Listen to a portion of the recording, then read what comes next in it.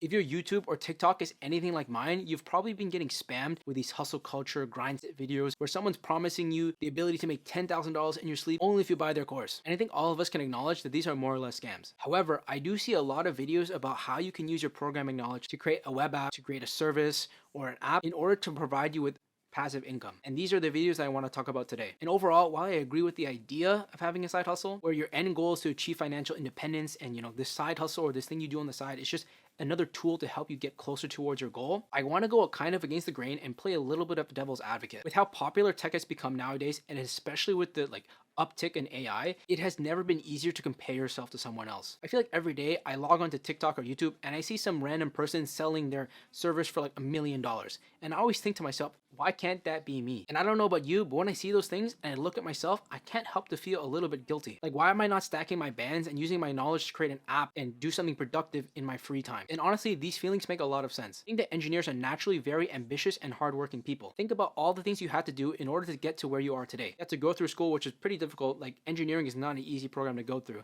You have to do all these side projects to put on your resume, all these hackathons. You have to grind leak code to get a job, get that internship, etc. So when you have someone that's naturally hardworking and ambitious and combine that with the ability where you can essentially make something from nothing through code, it really seems like all the stars are aligned for you to have some kind of side project, some kind of side hustle. So imagine this, you finish a full day of work, you get home, you're tired, you're hungry. You throw in one of your meal prep dinners into the microwave to heat it up, and as the microwave's spinning, doing its thing, you go on TikTok to just kill some time. And the first thing you see is some kid who escaped the rat race by building a SaaS.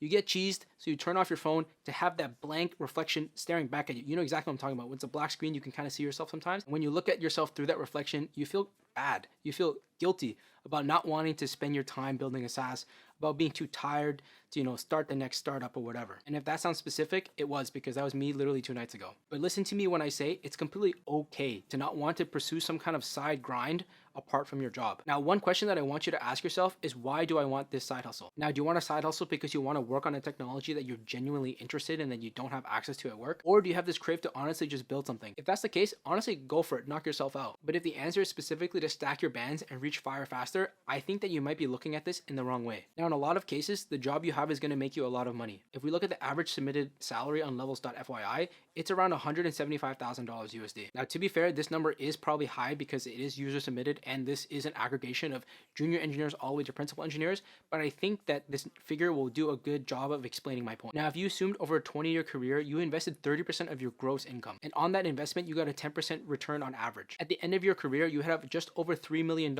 invested, which nets to around $90,000 USD a year with a 3% safe withdrawal rate. Now, mind you, over the span of this 20 years, you only worked this one job, you didn't have a side hustle that you had to grind, and you could use your spare time, your free time, on stuff that actually matters to you and actually living your life. Now, once you consider that, the path of just investing normally doesn't really seem that bad, does it? Now, just for a second, imagine if you were able to increase the amount of money that you invested over this lifespan of your career. Whether you're making some sacrifices and living further below your means, or you're getting a higher payer job. Think about how much faster you could reach fire. But let's explore the case where as a software engineer, you're not making close to that average right now. Think about it like this. Would it be easier to A, upskill, get better at lead code, practice some system design, do some interview prep, and get a higher paying job? Or B, come up with an idea, build an app from scratch, deal with the marketing, monetization, and customer support of launching that app, all while working 40 hours a week. Now, to kind of build on that idea, I want to talk about burnout and balance. You as a person only have so much capacity, so much bandwidth in all facets of life. Grinding a full-time job and then going after work and then doing a full-time side hustle is gonna burn you out, especially if you're using the same part of your brain for both activities. If you're already making good money, why would you not protect your peace and make sure that what you're doing in your spare time does not further add to the amount of stress that you have in order to not lose that high-paying job? Now, with that being said, I want to address the big elephant in the room. If I'm currently playing devil's advocate for not having a side hustle, why are you watching me right now on a screen talking to you? And you would be right if I was making any money from YouTube, which I'm currently not. Now, maybe somewhere in the future, I might start making money from YouTube,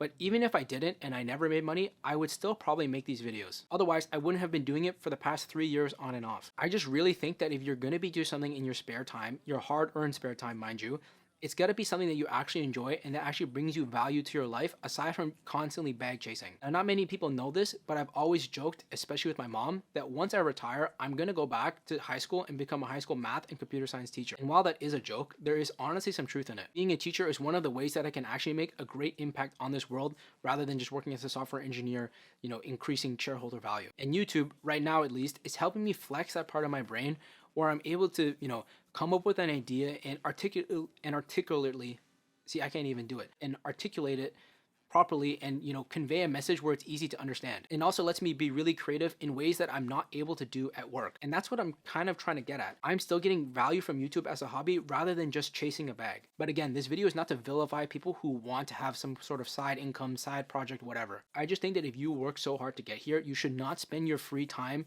doing something you don't like. And if you're not doing that, you should not feel guilty for not doing it. Now, if you actually want to build something and you're really interested in, great, whatever, go for it, right? But if you're only doing it to secure your financial future, you're doing too much. All you really have to do is make more money, invest more, spend less, and watch one of my videos once in a while. It's really that simple, and there's no need to overcomplicate it. And if you're curious to see a little bit of a field study on how this is actually done, you can watch this video right here where I invest over 54% of my gross income as a software engineer.